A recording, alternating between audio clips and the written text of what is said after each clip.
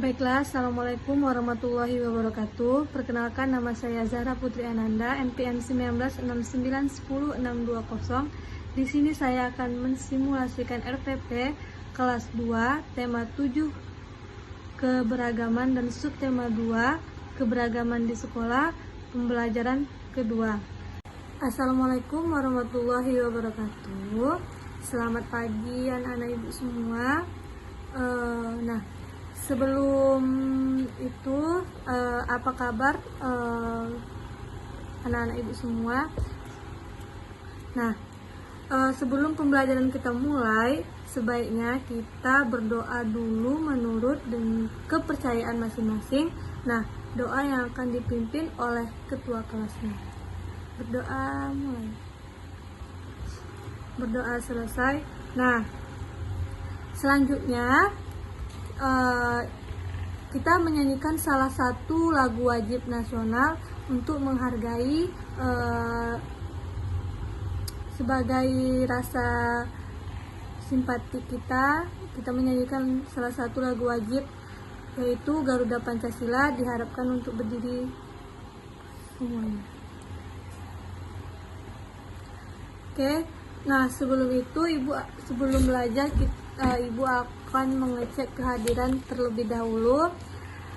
Adinda, Bayu, Bintang, Clara, Fania. Oke, semuanya hadir pada pagi hari ini. Yaitu coba buka bukunya, tema 7, subtema 2 pembelajaran kedua. Di situ tema 7-nya itu tentang kebersamaan dan subtemanya kebersamaan di sekolah. Sebelum itu ibu akan membacakan tujuan pembelajaran kita pada pagi hari ini.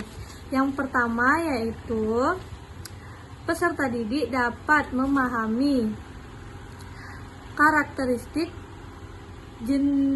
individu di sekolah dan jenis-jenis keberagaman. Yang kedua, peserta didik dapat mengelompokkan jenis-jenis keberagaman dan karakteristik individu di sekolah. Yang selanjutnya yaitu tujuan pembelajaran kita, yaitu dari dongeng kita bisa mendapatkan dari cerita dongeng kita bisa menulis tulisan tegak bersambung dalam cerita yang ada di buku tema 7 tersebut. Selanjutnya tujuan pembelajaran kita yang kedua, dapat menuliskan pengalaman yang berkaitan dengan keselamatan diri di rumah dengan menggunakan tegak bersambung. Oke, itu tujuan pembelajaran. Oke, baiklah, kita mulai pembelajaran kita pada pagi hari ini. Tadi kan ibu sudah membacakan tujuan pembelajaran kita pada pagi hari ini. Yang pertama yaitu ada, dicoba buka buku halaman 23. Di situ ada berupa sebuah dongeng. Coba anak-anak ibu membaca terlebih dahulu isi dari dongeng tersebut. Nanti baru kita mencari nama, tokoh, tempat atau yang lainnya. Nanti kita buat di bagaimana cara penulisan tegak bersambung. Coba terlebih dahulu baca isi dongeng tersebut. Oke, apabila sudah membaca isi dari dongeng tersebut, di situ ada dongeng singa dan si kancil. Dari dongeng tersebut kan kita tahu tokoh dari isi dongeng tersebut yaitu singa dan kancil. Ini ibu contohkan penulisan tegak bersambung dari nama tokoh isi dongeng tersebut itu singa dan kancil.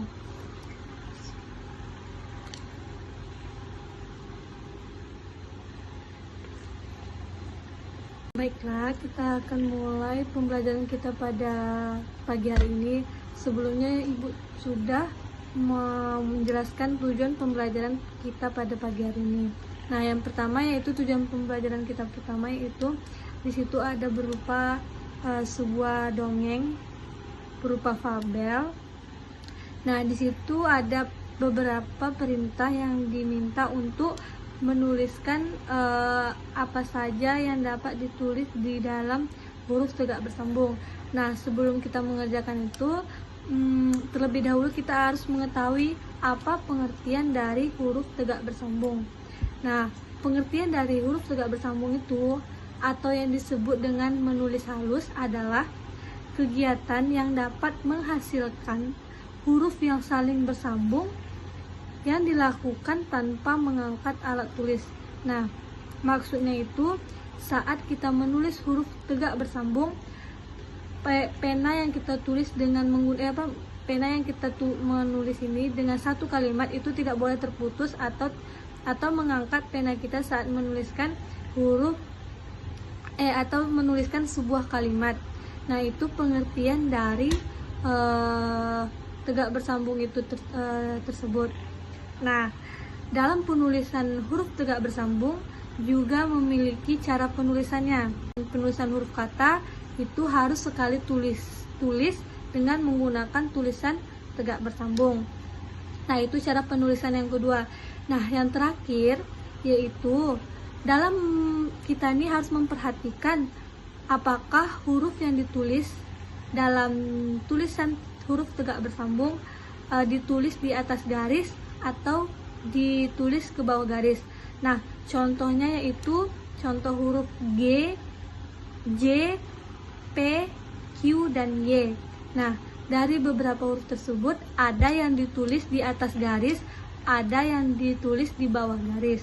Nanti Ibu akan berikan contoh bagaimana penulisan huruf di bawah garis dan huruf di atas garis dengan menggunakan tulisan huruf tegak bersambung. Nah, di situ kan ada sebuah cerita nih, dongeng yang berupa fabel. Nah, Ibu minta coba kalian cari kata seperti nama tempat, toko, waktu, hari, bulan, dan kota, tempat. Dan setelah kalian menemukan kata atau kalimat dalam isi sebuah dongeng tersebut, nanti Ibu minta coba dituliskan dalam tulisan huruf tegak bersambung. Oke, apabila tugas yang Ibu berikan tadi sudah selesai, coba kumpulkan di meja Ibu. Nah, kita lanjut pembelajaran kita yang kedua, yaitu tentang jenis-jenis keberagaman dan karakteristik individu di sekolah. Nah, anak-anak Ibu ada yang tahu nggak apa saja jenis-jenis keberagaman individu di sekolah? Nah, jenis-jenis keberagaman yang individu yang ada di sekolah itu ada 5. Nah, sekarang kita akan bahasnya 3 terlebih dahulu. Baiklah, nah yang selanjutnya yaitu ada jenis-jenis keberagaman individu. Yang pertama yaitu ada jenis keragaman agama. Nah, jenis keragaman agama ini yaitu keanekaragaman agama yang banyak jenis agamanya yang berada di tempat tertentu. Nah, agama tersebut dibawa oleh pedagang-pedagang atau pelayar dahulu dan menetap di suatu tempat tersebut. Nah, yang kedua yaitu ada jenis keberagaman jenis kelamin. Nah, keberagaman ini yaitu keberagaman jenis kelamin ini disebut dengan gender. Nah, gender ini merupakan pengertian dari sebuah konsep kultural yang berupaya membuat perbedaan dalam hal peran, perilaku, melintas, dan karakteristik emosional antara laki-laki dan perempuan yang berkembang di dalam masyarakat. Nah, jenis keberagaman ini menentukan emosional kita, baik laki-laki maupun perempuan. Nah, emosional dari laki-laki dan perempuan ini tidak sama, melainkan berbeda antara laki-laki maupun perempuan. Nah, juga dalam hal perilaku, karakteristik dari emosional dan peran terhadap laki-laki dan perempuan itu sangat berbeda. Nah, selanjutnya yaitu ada keberagaman suku bangsa.